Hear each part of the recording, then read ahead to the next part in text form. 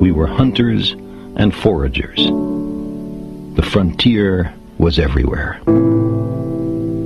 We were bounded only by the earth and the ocean and the sky. The open road still softly calls. Our little terraqueous globe is the madhouse of those 100,000 millions of worlds. We who cannot even put our own planetary home in order, riven with rivalries and hatreds, are we to venture out into space? By the time we're ready to settle even the nearest other planetary systems, we will have changed. The simple passage of so many generations will have changed us. Necessity will have changed us. We're an adaptable species. It will not be we who reach Alpha Centauri and the other nearby stars. It will be a species very like us, but with more of our strengths and fewer of our weaknesses. More confident, far-seeing, capable, and prudent. For all our failings, despite our limitations and fallibilities, we humans are capable of greatness. What new wonders, undreamt of in our time, will we have wrought in another generation, and another? How far will our nomadic species have wandered by the end of the next century, and the next millennium? Our remote descendants, safely arrayed on many worlds through the solar system and beyond, will be unified by their common heritage, by their regard for their home planet, and by the knowledge that whatever other life may be, the only humans in all the universe come from Earth. They will gaze up and strain to find the blue dot in their skies. They will marvel at how vulnerable the repository of all our potential once was, how perilous our infancy, how humble our beginnings, how many rivers we had to cross before we found our way.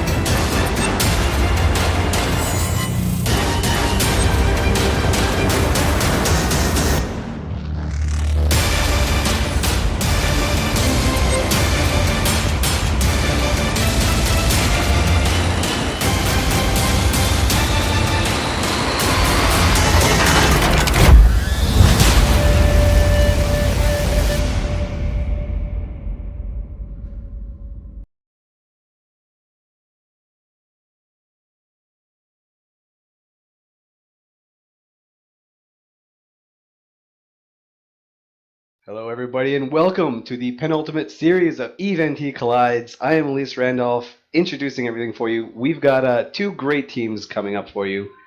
We've got Warlords of the Deep, and they will be in blue on your screen, and we've got Hard Knocks. They will be in red on your screen, and yeah, they're playing for the third and fourth match. The winners of this match get an extra 5 skins, which we estimate to be about 100 bill or so.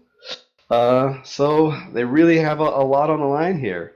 Event, of course, is the 5-on-5 conquest style mini alliance tournaments format, and we invited the best teams to participate.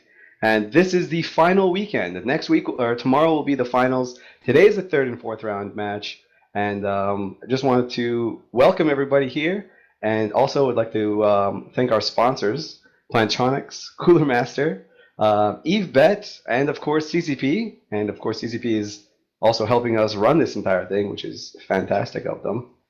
But without further ado, the teams are on field. I'm going to send you to your host, Sir Squeebles, and he is going to introduce you to everyone involved. Hi, I'm your host, Sir Squeebles. I'm going to introduce you to everyone involved. Good team here today. We do have, I think, one new face, but mostly returning champions of commentating and discussing EVE in general. So real quick, we'll go down the list according to TeamSpeak. Just introduce yourself real briefly. Bay. Hi, I'm Bayat. I commentate and produce and do other things for the EVE Collides and other EVE projects. And we have, since it's a gray area, CCP Logi Bro, you're here. What's up? Hi, I have my mic muted, but great to be here and help. But now I'm going to be a disembodied voice moving people around the cosmos. Yes, and we love you for it. Apophany? Hey, I'm Apophany. I commentate all the things. Hi. Everyone loves a good cliffhanger. Of course, Elise, you've met, you've seen, you love. Rain, what's up? Not much. I think I'm here to just hand out prizes and make everyone answer straw polls, so it's fun. Making it rain. Very good. Sutonia? I'm helping the teams get ready and stuff, and I'm also going to be commentating. Taladar? I'm here to capture video stuff for next season. Great. And you sound very excited to be doing it. And then, I'm sorry. Across from me is the ghost that makes the magic happen, aside from CCP Logi Bro. The other ghost, which is Biohazard, who you could probably see on the studio cam here at US headquarters. All right, so teams are on field. We don't want to hold them up too much. There's a lot of discussion about what's happened with these teams so far, but we've got plenty of time in the next break, so we'll do that there. Without further ado, guys, looks like we're queued up, so we're going to get into the match. I'm going to hand it over to Bay and Apophany, so good luck.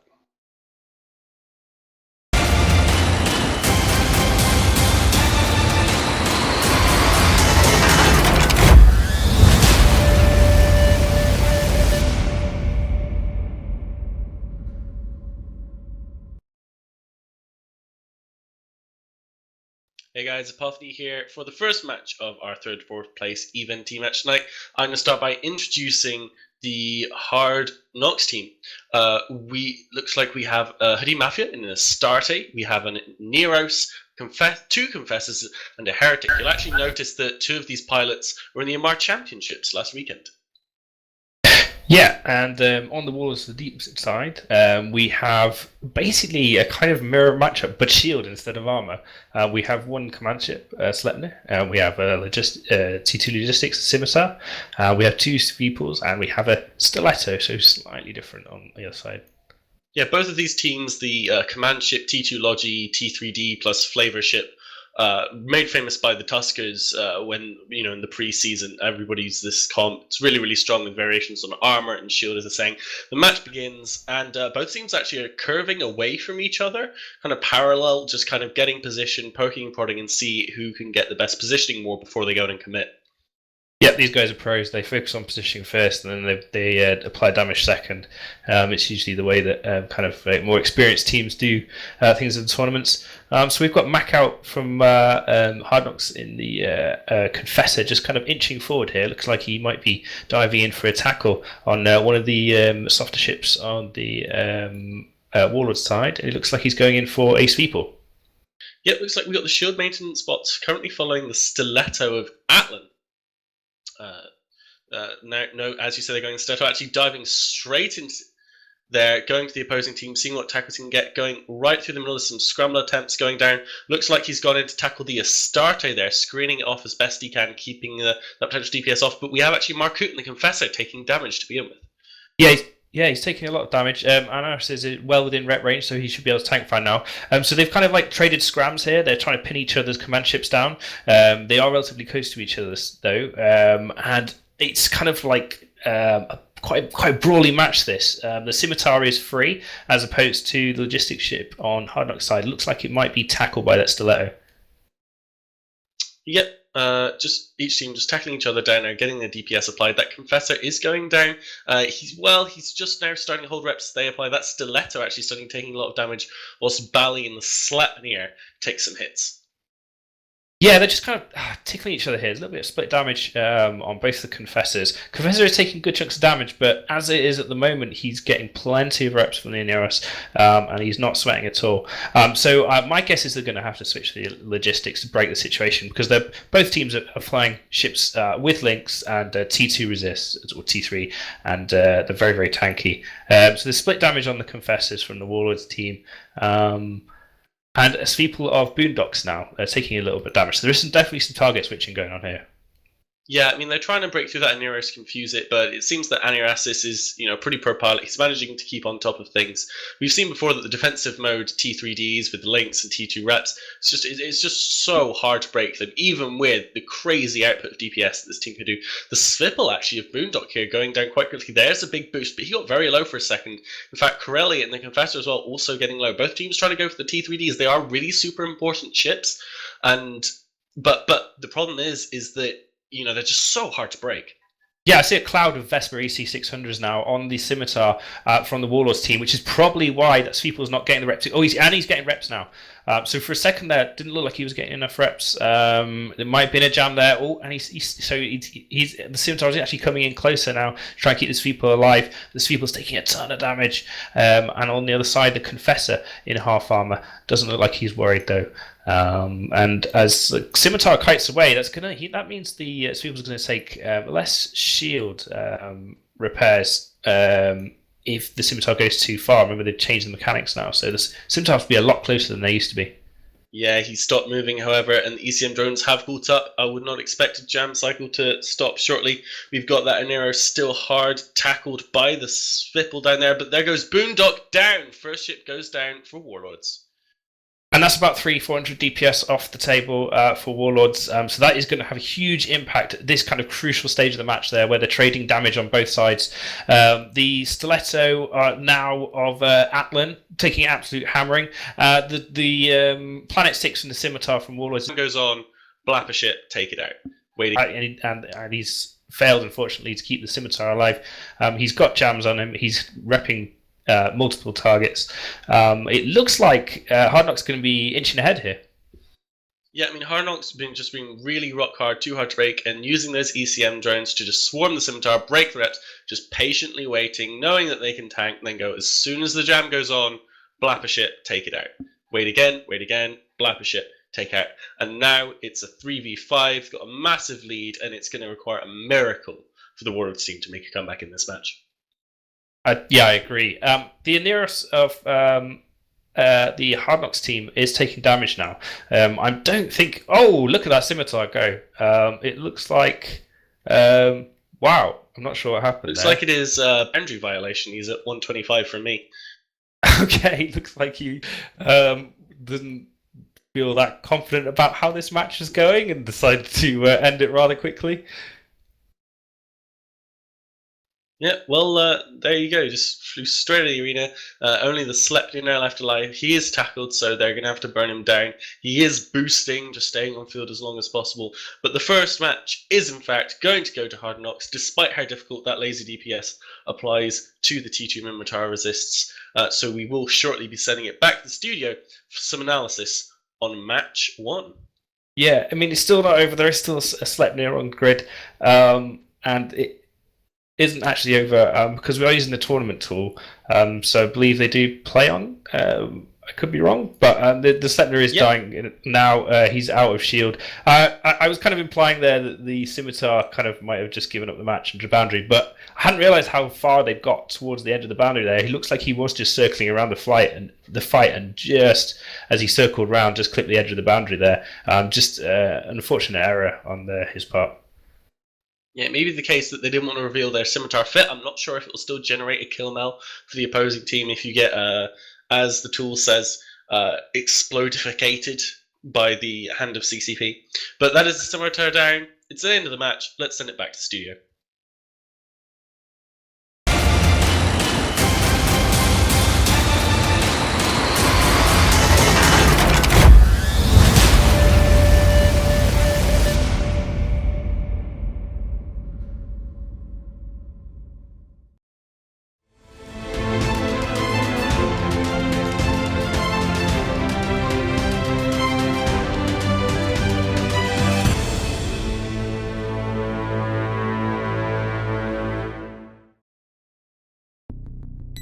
The new high-performance Rig 500 headset from Plantronics is designed to match the skills of an aspiring esport player with the gear they need to win. The new modular system gives you the power to adapt, upgrade, and personalize your headset for the task at hand. The Rig 500 series of gaming headsets are engineered to deliver the perfect combination of durable lightweight comfort in an immersive audio environment. 7.1 surround sound and 24-bit audio provide a stunning 360-degree sound field with directional audio. 40mm drivers with low-frequency resonators provide crisp highs and boosted bass. Clear voice noise-canceling technology provides clear communication to your teammates. From the headset company that equips the pros, the 500 series was crafted to meet the needs of esports and competitive players around the world. The new Rig 500 series of headsets from Plantronics. Respect the training. Reactions win.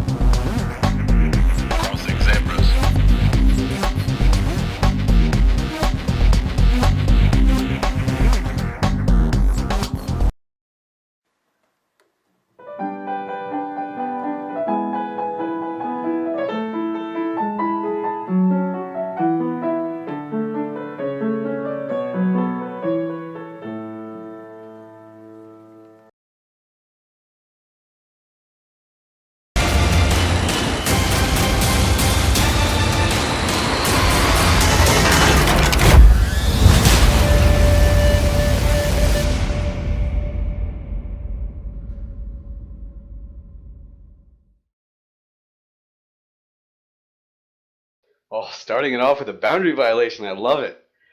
Big up to our sponsors, as you guys just watched, and with that's match one out of the way. But this is a best of five, of course, and it's conquest format, so we will not be seeing one of those teams again.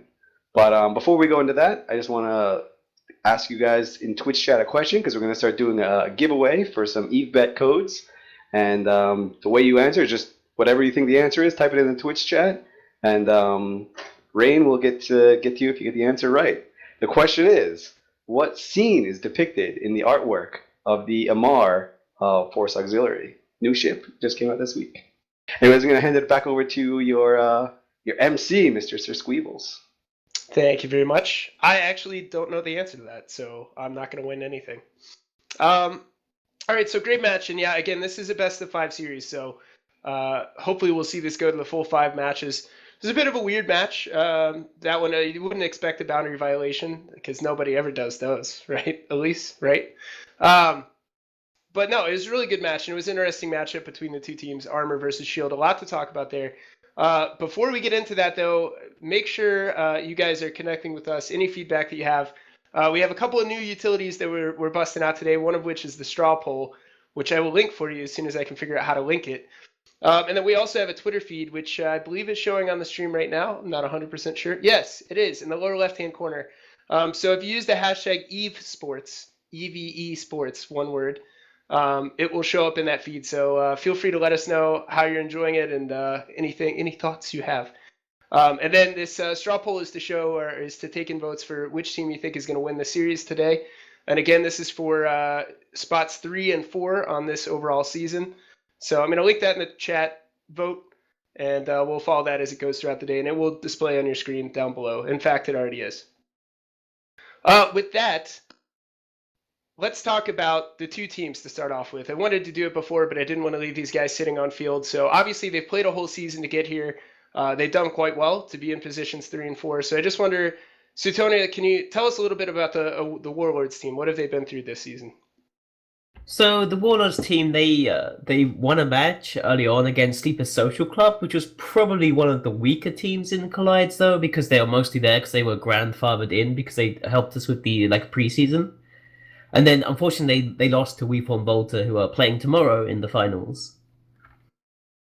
And then, Potney, tell us a little bit about this Hard Knocks team that just won that first match. So the Hard Knocks team is a team that not a lot of people had heard about, until really we had Hard Knocks Citizens coming into the Elastic Alliance tournament. But they gained a lot of the old Verge of Collapse team, which are really, really fantastic AT pilots, and it means that they just immediately came in, and you can see it here. It's just really strong theory crafters, really strong pilots, and really strong contenders. Yeah, and both teams have done fantastic, obviously. We talk a lot about a tournament level play as sort of a clash with the Titans, especially as you're getting toward the end of the season. So seeing something like a boundary violation, it's easy maybe to sit at home and think, well, that's a stupid mistake that only certain PL members would make. But in fact, there's so much going on in these matches, and there's so much movement that there's so much pressure coming across from both sides that it is interesting to see what looks like easy mistakes being made, if indeed that was a mistake, on a higher level of play, because it still happens no matter what level you're playing at. So we're also introducing a new thing this week where we can kind of take a snapshot of important ships that are in each match. So we're going to start off with sort of a gimme from that match, which is the Svipple, and we should be able to bring that up on screen for you with the ship bonuses. We have to get to another match here in a few minutes, Tony. Keep that in mind before you start. But talk about the Svipple, and you can expand it a little bit into the T3D ship class in general. But why is the Svipple so hated, so annoying, so talked about, and so used in this series of the tournament? Well, the Svipple is very interesting in Even T Collides because it has been picked for every single team as part of one of their setups. It's also the most banned ship in Even T Collides. And on TQ, it's a very dominant ship too. It's very powerful because it's very fast, it's very flexible, it has a lot of DPS, has very good resistances. It's kind of like the Sleipnir in the tournament format, but in a smaller, compact variation. And it's a lot stronger on TQ as well because of that. It's very cheap, it's very strong. It's overpowered right now on TQ. So, Bay, what do you think about that matchup when both the teams warp in?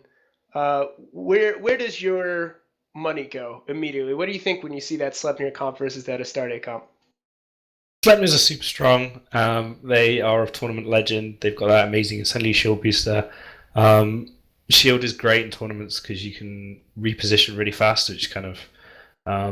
but on the other hand, that armor setup is super strong as well. Like, they're really, really similar. They're flying pretty much the same tactics and everything. When I saw those two setups on grid, it basically comes down to who makes the best cores and who pilots the best. The setups are so close in terms of their abilities that really, really just comes down there to who the better team was, really. As opposed to some setups where you get they come on grid and you're like, oh yeah, totally, Bargets have got this, So I like those matches. They're great. They're fantastic to commentate on, fantastic to watch, and they're really, really exciting to fly in. It's interesting that you would say that the match goes to the better team because the straw poll right now would disagree with you. Hard Knocks won that match. The straw poll, I can't see the percentage numbers off of it, but Warlords of the Deep does have a definite advantage, although it just ticked down right as I said that. So people still pulling for Warlords, even though they're down one on the series right now. Okay, so Elise did mention this really briefly, but this is a conquest format, which means if you win a match with a composition, you can no longer bring that composition. So Hard Knocks, that Astarte comp, now that they've won with it, they can't bring it back again. Each team coming into this weekend has to submit 7 compositions, each using a unique set of ships. So I can't have Svipples in all 7 of my comps. After that, the enemy team is allowed to ban 2 of the compositions from the other side. So coming into this weekend, each team only has 5 compositions. And as they win with one, they lose access to that composition. So now Hard Knocks has a bench of just 4 comps to work with. I do see ships already coming back on field, guys, so we should be at the next match before too terribly long. Whereas Warlords of the Deep still has full access to that Sleipnir comp. So, Suetonia, do you think we're going to see the Sleipnir comp again? Do you think it's maybe a comfort spot for Warlords? We could see it again. I'm not 100% sure. I think a lot of Warlords have got a lot of decent setups open to them, including a setup that's very similar to the one they just lost to on the Hard Knock side. So we'll see what they bring. We actually are seeing what they bring, but let's not ruin the surprise until the stream can see it. So don't reference anything on Grid if you'd be so kind, guys. Apotny, talk about the I was about to give a leading question based on what I saw on Grid. I almost broke my own rule. Just talk about the tournament. What? Just about the Just tournament the in whole general? thing. Just no. Well- Talk about, I guess, the spirit of the tournament, and this is obviously a smaller format than what some other people may have seen in the 12v12 Alliance tournament, that sort of scale. Is 5v5 as competitive? Is there as much complexity in a tournament where there are fewer people on field, or does it become simpler just as a matter of numbers? I mean, I think that in the 5v5 format, it obviously takes a lot less people to practice, so there's a lot less moving parts. And then I think it also reduces the number of kind of good, in inverted commas, comps, or the number of good archetypes. So that means you're really distilling down the tournament play to a really pure form. So it's arguable that in the 5v5 format, it's just pure piloting that is really what makes a team win, rather than, oh, we had this comp versus that comp, so naturally you're going to lose. That can still happen, but I've heard a lot of people say that in the 5v5 format, it's so much more about player skill. Gotcha. And obviously we are seeing, I mean, we had the Amar Championship at FanFest, which you and several people here are intimately familiar with, which was a great tournament. And again, smaller format, fewer people on field than has been seen in previous tournaments. All the players are now on field. I'm just keeping an eye on our in-game channel. If guys could let us know when we're ready, we'll get to that as soon as possible. While we're waiting on that, or sorry, Bay, are we good? I just saw you mic up. Okay, false alarm. All right, so before we go into this next match, obviously we have a slight advantage seeing what's on field, but what do you guys think? I mean, who do you think is going to take this match? Potney, we'll start with you. I'm going to go with Warlords bringing it back. All right. Suetonia, what do you think? I'm gonna go with Warlords. Taladar, who is muted and also not commentating. Bay, what about you? You gonna hop on the Warlords train? No, I'm gonna stick. I think I'm gonna go with Hard Knocks again for this. Yeah, I think Hard Knocks will take it. I'll make it an even split. I'll stay with Hard Knocks as well. Still just waiting on the OK, guys. We're not far off. Also, a few things going on now visually for those of you who've tuned in for previous broadcasts, not the least of which, at least in my mind, as one of the interim camera operators, is the new tactical overlay. It is awesome. It looks so nice. So we are trying to get some better overview shots of the matches, but if you guys haven't checked it out, please do, because it looks absolutely fantastic. All right, so I just got the word that teams are ready. Apotny and Suetonia are going to be commentating this match. Again, this is match 2 in a best-of-5 series for the semifinals of this season of EVE NT Collides, and with that, we'll send it to the arena.